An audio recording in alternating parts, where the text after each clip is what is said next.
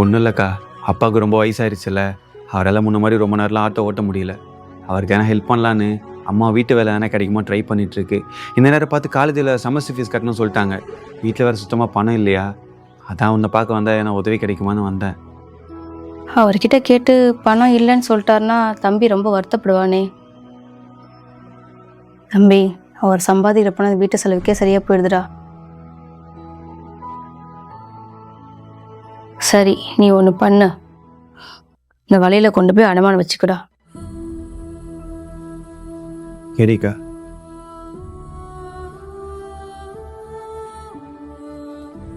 டேய், ஒரு நிமிஷம் இல்லை.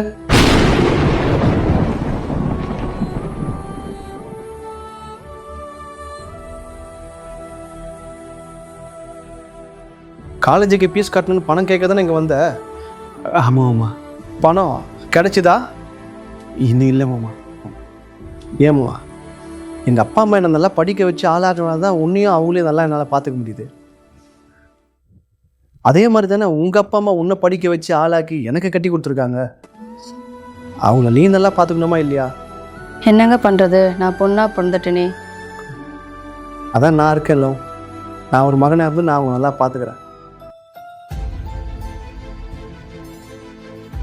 தா, உன் தம்பிகிட்ட கொடு.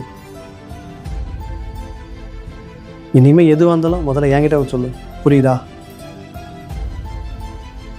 டேய், உன் மாமா தான் பணம் கொடுத்துட்டாருல, வலையில போடுறா. அந்த வலையில் செல்ஃபி கீழே நான் போய் வச்சுட்டு வந்துட்டேங்க. என்னடா சொல்கிற? நான் அவங்ககிட்ட உதவி கேட்டு தாங்க வந்தேன், உன்னை கஷ்டப்படுத்த வரல. நீ அந்த வலையில் கொடுத்து நாலு பின்ன மாமாவுக்கு தெரிய வந்து உங்களுக்குள்ள பிரச்சனை ஆயிடுச்சுன்னா அதெல்லாம் நான் யோசிக்கணுமா இல்லையா? அதனால தான் நான் அதை அங்கேயே வச்சிட்டேன். அந்த பணத்தை மட்டும் எனக்கு அக்கௌண்ட்டில் பார்த்து அனுப்பிச்சி வச்சுருக்கா. நான் போயிட்டு வரேன்.